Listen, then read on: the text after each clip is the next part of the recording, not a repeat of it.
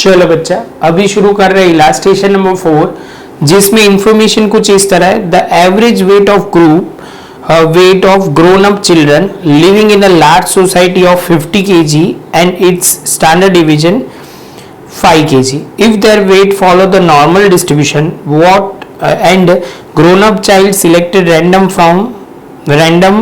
then from. चलो बच्चों, अभी शुरू करते हैं इलास्ट्रेशन नंबर 4, जिसके अंदर इंफॉर्मेशन कुछ इस तरह है। The average weight of grown up children living in the large society is 50 kg and its standard deviation is 5 kg.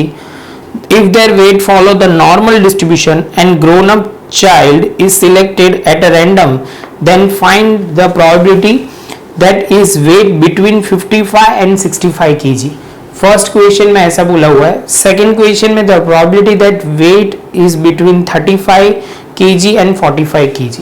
तो बच्चा शुरू करते हैं, जो इन्फॉर्मेशन है उसको प्रॉपर तरीके से लिखना।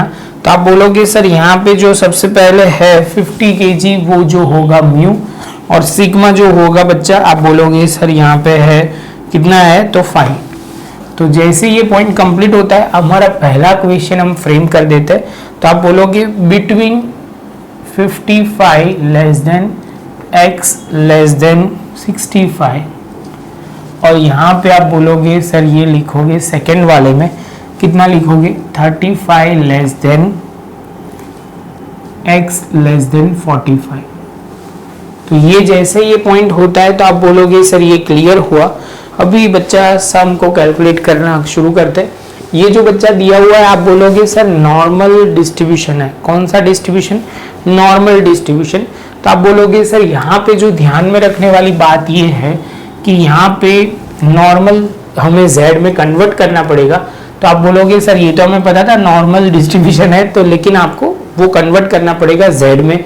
तो z में कन्वर्ट करना पड़ेगा तो आप बोलोगे सर यहाँ लिखो 55 माइनस म्यू अपॉन सिग्मा, यहाँ पे x minus mu upon sigma, less than में आ जाएगा 65 माइनस म्यू अपॉन सिग्मा। जैसे ये पॉइंट क्लियर होता है आप बोलोगे सर यहाँ पे जो होगा वो ध्यान में रखना है 55, और ये म्यू जो है वो आप बोलोगे 50 हो जाएगा, सिग्मा 5 हो जाएगा, यहाँ पे z हो जाएगा, और यहाँ पे आप बोलोगे 65 माइनस ये म्यू कितना है तो आप बोलोगे सर 50 है अपॉन सिग्मा कितना है 5। ये सॉल्व करोगे तो ये 1 हो जाएगा, यहाँ पे z, और यहाँ पे आप बोलोगे सर ये जो होगा वो 3 हो जाएगा। यहाँ तक आपको क्लियर होना बहुत ज़रूरी है। दोनों जो वैल्यू z की हमें चाहिए वो आप बोलोगे कि 1 से लेके 3 के बीच में होना चाहिए।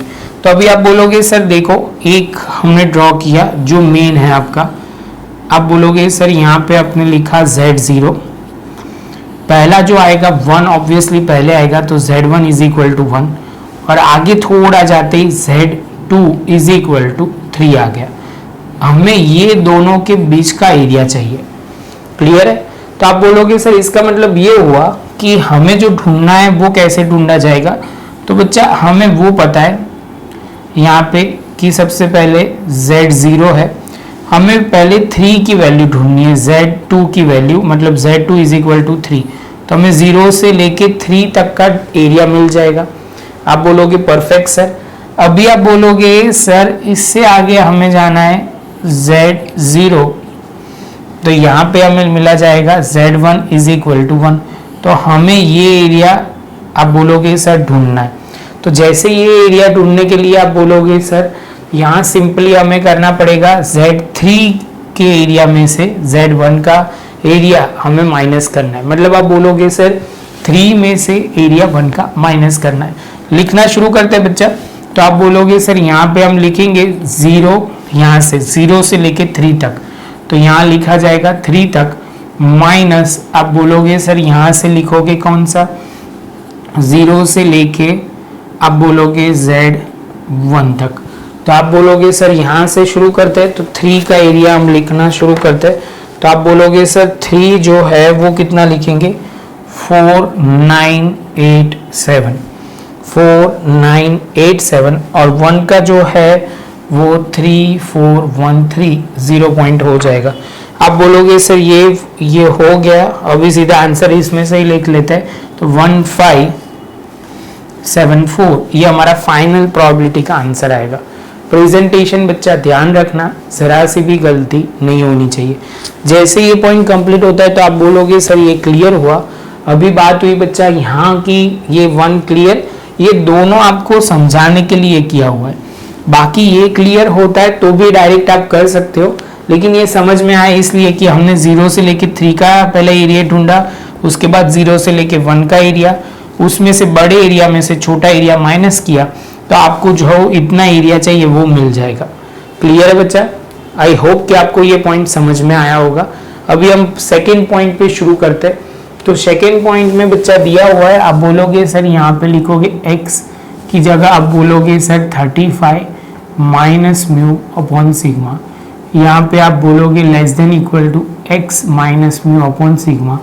यहाँ पे आप बोलोगे 45 माइनस म्यू अपॉन सिग्मा। तो आप बोलोगे सर 35, अभी यहाँ पे 35 में से म्यू कितना लेंगे, तो 35 माइनस 50 अपॉन आप बोलोगे 5 लेस देन यहाँ पे z, यहाँ पे 45 माइनस 50 अपॉन 5।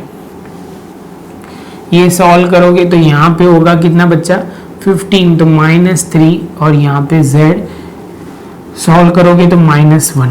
आप देखोगे तो यही पोर्शन को उन्होंने रिपीट किया हुआ है, लेकिन माइनस वाले के साइड पे। तो आप बोलोगे सर ये जो है, ये पहला जो ग्राफ मतलब जो आप बनाओगे, तो आप बोलोगे यहाँ पे z 0 लिखा जाएगा, पहले ऑलवेज 1 आएगा और उसके बाद 3।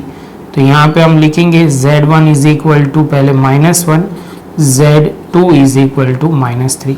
हमें ये बीच वाला एरिया ढूंढना है। समझ में आ रहा है बच्चा? आप बोलोगे सर आपने क्या किया, तो हमने ये किया बच्चा, सबसे पहले एरिया जो ढूंढना था माइनस का था, इसलिए लेफ्ट हैंड साइड लिखा था।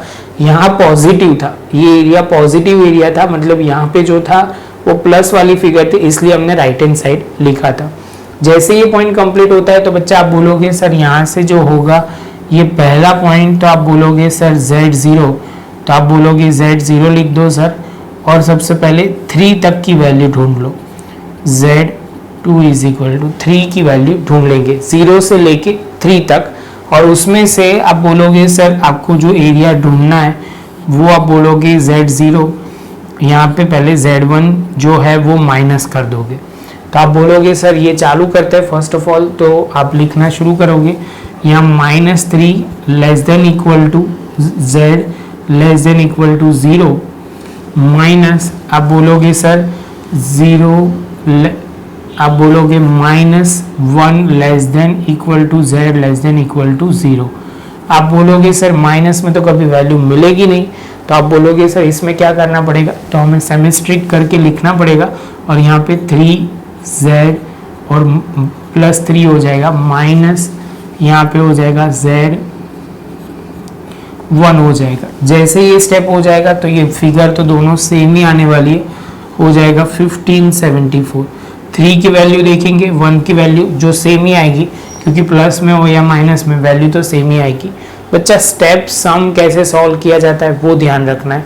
थोड़ा मैं आगे पीछे का थोड़ा कम लिख रहा हूँ, वो आपको लिखना पड़ेगा कि पूरा क्वेश्चन एक बार पूरा पहले लिखना पड़ेगा, उसके बाद आप कर सकते हो, और कुछ नया नहीं आएगा। बच्चा शांति से नोटबुक में प्रॉपर लिख लो। वीडियो अच्छा लगा हो तो बच्चा लाइक शेयर सब्सक्राइब जरूर करें। ये था हमारा इलास्ट्रेशन नंबर 4। अभी हम करेंगे इलास्ट्रेशन 5 नेक्स्ट लेक्चर में।